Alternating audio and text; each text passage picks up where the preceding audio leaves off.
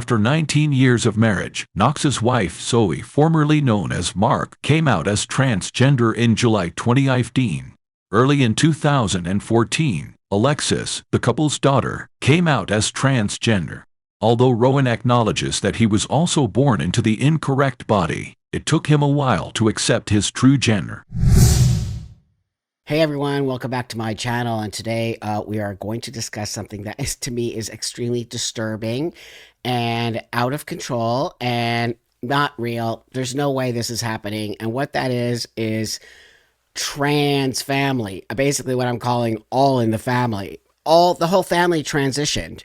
Nope, no way. Not happening. I just will not believe that. The mental illness has exploded and it's disgusting. And I found this one that everyone basically is trans. And then I found this other one that the mom and daughter decided to transition and now have both become male identified people. You can watch anyway, I don't want to get too ahead of myself here, and I just want you to know that I value you a lot as subscribers and people who are watching this channel and helping me to get this insanity out there to the world, to show you that this is not helping anybody, any of us, trans or not, none of us. These people are wingnuts and they are destroying so much, and I'm gonna laugh because I can't not laugh at it, but it's actually really sick. It's disturbing and sick. So thanks for liking, subscribing, commenting, all the things you're doing. It's seriously helping so much me get these messages out there. So my head is spinning right now. I'm so sorry because I just can't believe what I just saw. So I want to bring this first one up here. You're not going to believe it either. Following his husband's gender transformation, the author came out as transgender, and they now have a four-way relationship with their trans loves. In August, Rowan Jet Knox, who was once known as Amanda Jet Knox, declared on social media that he was reintroducing himself as a trans man. The writer and activist from Toronto began taking testosterone earlier this week, joining the ranks of his son-turned-daughter and his husband-turned-wife.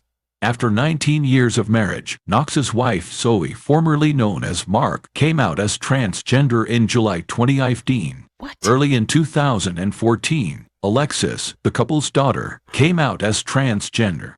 Although Rowan acknowledges that he was also born into the incorrect body, it took him a while to accept his true gender. What? In the same Toronto home as... That sounds like a cult to me. So just in case you didn't catch that, first the husband, so here's a lady and a man married and they have a daughter, and the husband decides they want to be a woman, so they transition.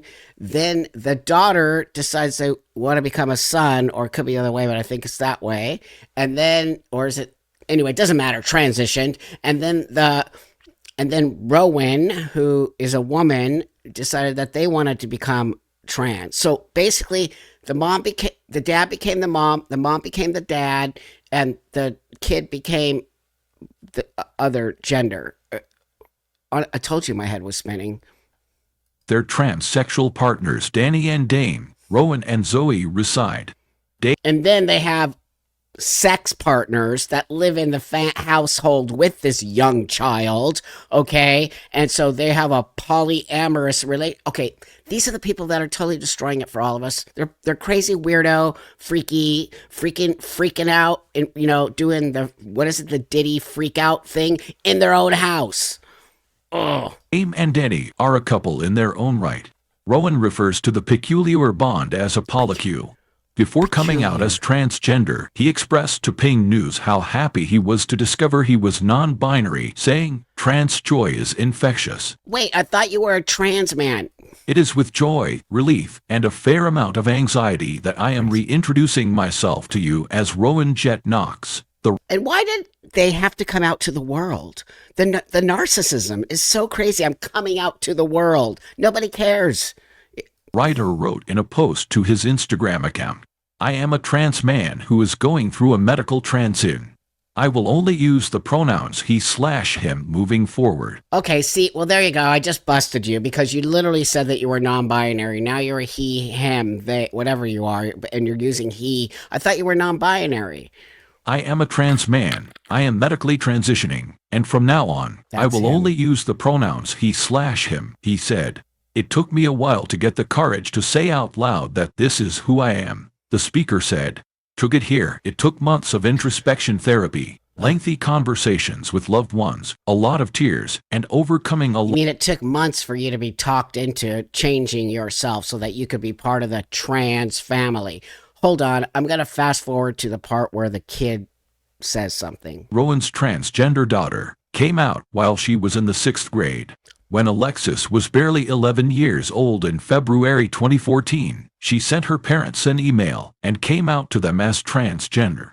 Alexis and Rowan, then known as Amanda, had taken part in a Microsoft video series called My 24 Hours. I always have been in a very accepting home, Alexis stated when— Oh, come on.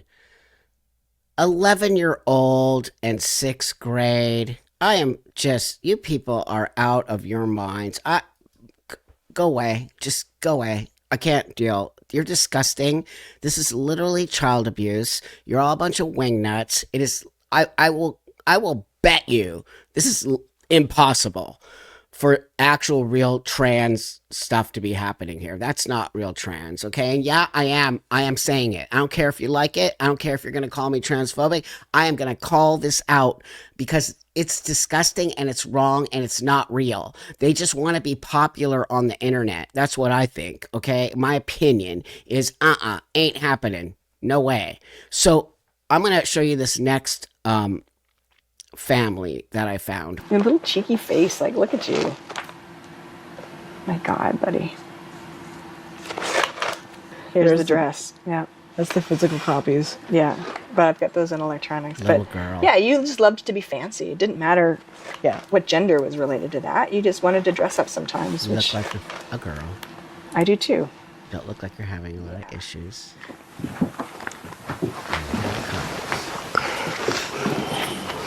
Can you both introduce yourself and explain the family relationship again? Yeah, so my name is Alex Ripley, and I'm Rowan's parent. And I'm Rowan Almond, and this is my parent.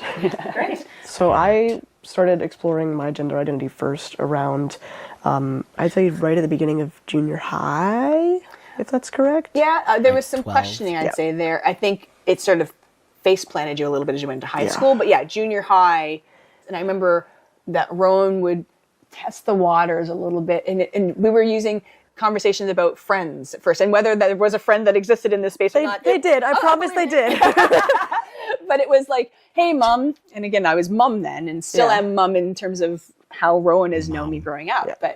But let me just stop. You're still Mom, okay? And now you're having your own child call you parent.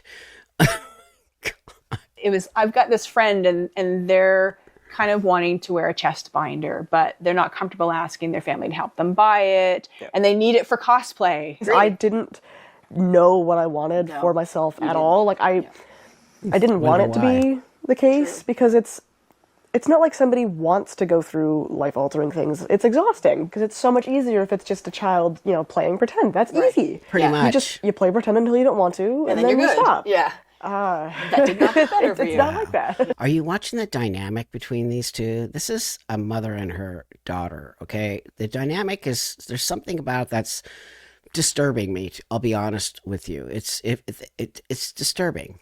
We had a kid who was so extroverted, so gregarious, so rough and tumble, as I had said earlier, right? And I was sort of seeing that kid being erased. I think you had called me from camp one time, and one of your friends was helping you because you were so distressed. Yeah.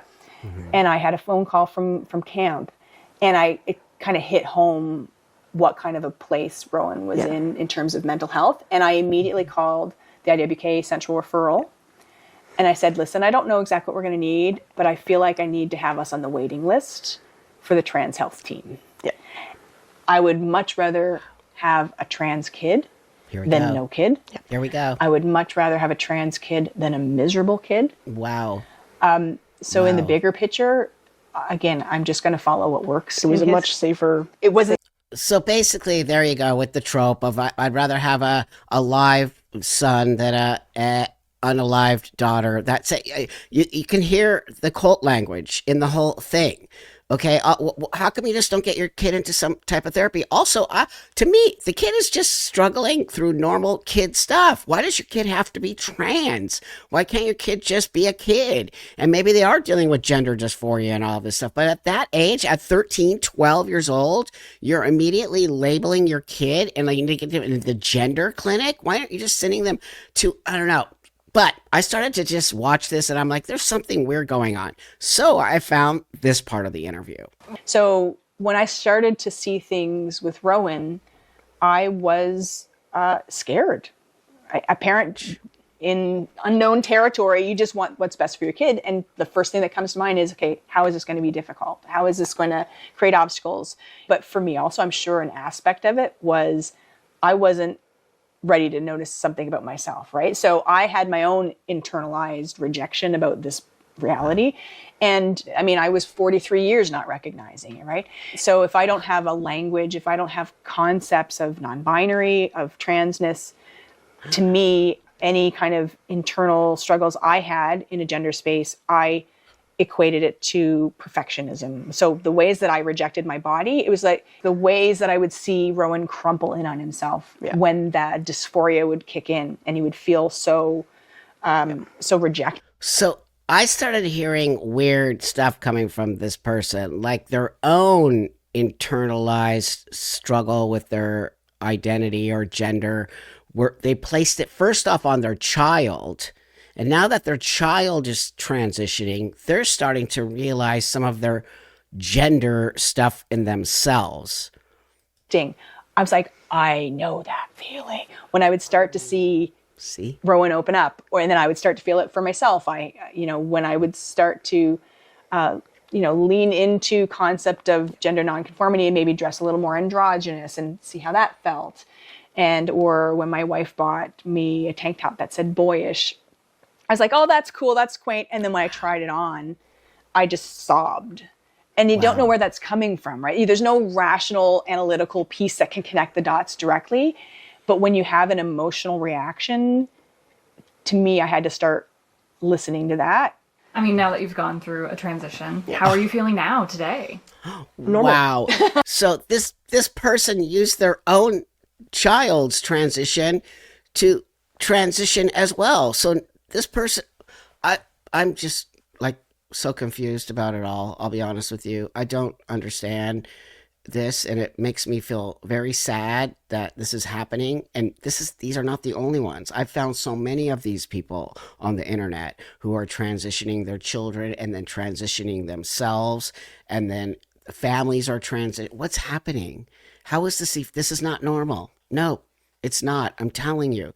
It's a very long understanding of what's going on in your own self to even think about taking these steps of transition. As an adult, you go right ahead and transition, my friend. But it sounds to me like you used your kid in order to justify your own desire to transition. We didn't take a plane when we went to go to the surgery. We drove. And every now and again, we'd have to stop at a gas station. And even if it was just a quick bathroom break, I would have to change into my binder in the car to go in. And it was sweltering. Even if it was in Quebec and I didn't know anybody and everyone spoke French and I couldn't speak with them, I'd never see any of them again. I couldn't face them without it on. And those moments were the only thing that actually got me through the surgery, because otherwise I would have just been like, I don't need it. I'll hide in the basement for the rest of my life. Be fine. I'll be so shut down. The mom is I had top surgery. The mom literally putting words in the kid's mouth. So I had top surgery last year. I'm like, so buddy, How'd it go? What do you walked this path before me, right? Any recommendations? What? So yeah, he gets to be my mentor in some way, which is fabulous. Yeah. It's very valid. That's it. They just said it right there. Everything I was saying to you. The mother is using the daughter for her own, transition sort of validation and asking the child about top surgery. What is happening? That is actually the most twisted thing I've heard in a long time, to be honest with you. Wow. Shame on you. Shame on you. I just want to show you this one last piece here. I wanted to go back to the Rowan. This kid's name was Rowan, by the way, which is really bizarre.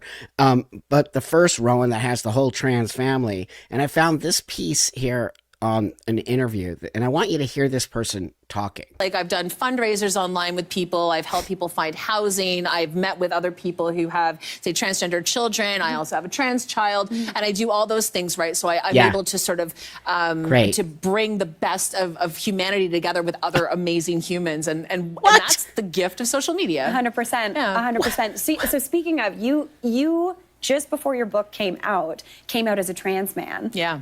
And you got to choose your name. Came and I read, out as a trans man. I believe it was in the Star, you talking about having always known Rowan, always known him, and the world just didn't. What was it like fully getting to introduce the world and your family and people to who this person that you've always known? I'm stopping myself from... I just can't. I just wanted you to see that person.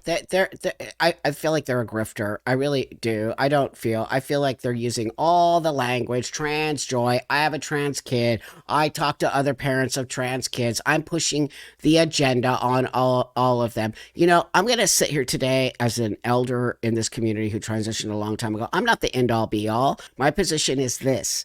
This is a mental disorder that needs a lot of work mentally before you choose to take the medical path, number one. Number two, trans is not an identity. So when you hear people say, I'm coming out as trans, I will almost guarantee you right there, that they probably are dealing with some other stuff going on. Okay, transsexual people don't want to come out as trans. They want to come out as a man or a woman and walk the world that way. And third, there is no such thing as trans kids. They do not exist. It is not real. It is these wingnut adults who are pushing their own trauma and their own crap onto these children who will grow up to not only resent their parents, but to resent the medical world and to feel very horrible about themselves. You can see that now in the detransitioners today. And how dare we, any of us, do not step forward and push back on this insanity called trans identity. So with that, whoa, I hope your head isn't spinning like mine is, and we got to stop this insanity from happening. So thank you so much for watching, subscribing, liking, getting these videos out. Again, I can't do it without you. You know that. I hope you know that I appreciate you so much. And this week is the Christmas and Hanukkah season, so I'm going to wish you all a great holiday season, and I'll be trying to do a live this week. But anyway, that being said, have a great one. I'll talk to you later.